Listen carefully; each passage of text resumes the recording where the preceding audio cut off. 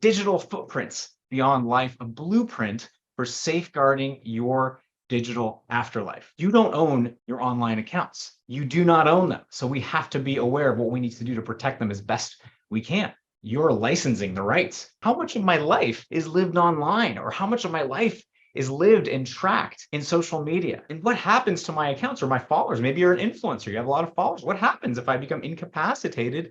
And of course, what happens when I die? A blueprint for safeguarding your digital afterlife. What is a digital executor? Or what is a digital power of attorney? There are new laws in California that allow you to name a digital executor or to give access. There's a new law that was passed just a few years ago. It grants the person naming your documents the ability to work with tech companies to get access to your online accounts. So you definitely want to do your best to name someone in these documents. The key here is you need up-to-date documents. You need documents that address these specific rules. There are many reasons you need to talk to us to update it, but one of those reasons is to make sure that your documents address digital assets and online account access.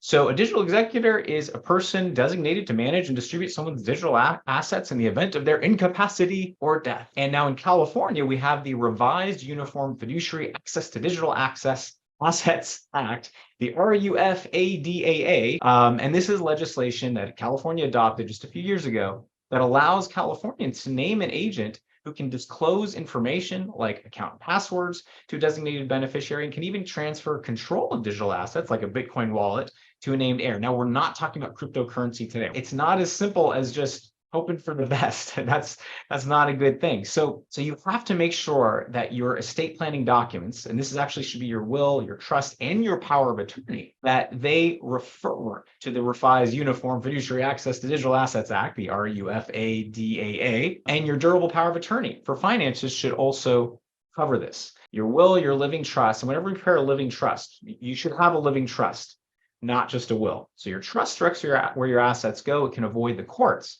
A will is there just to cover assets that can't really be titled in a trust. It says, hey, these assets should go in my trust. It's called a pour over will. But that's also where we want to address this, because digital assets you can't really title in your trust. It's very challenging and painful to work with tech companies to try to get access to someone's account after they pass away. When you're alive, let's say you're out of it and someone needs to get access to your account. Well, that's where your durable power of attorney for finances comes in.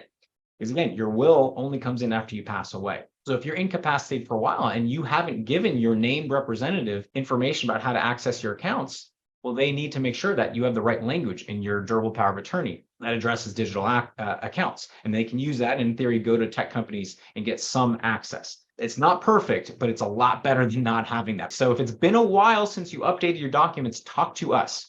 Gilfix.com, we can help make sure your overall estate plan is put into place. We can make sure that we have the right language in your documents. And without this, it can be an absolute nightmare for someone you name to access your online accounts or get access or help you out. It can be a huge pain. So we want to make sure you're really well set up. So of course, contact us if you have questions, but make sure that you have this language in your documents. And if you've done it in the last couple of years with us, that language is there. If you want to contact us, it's Gilfix.com. But I hope you got a lot out of this. Share this video. And I hope everybody's staying safe, sane, and healthy. And I hope we get a chance to work with you and your family.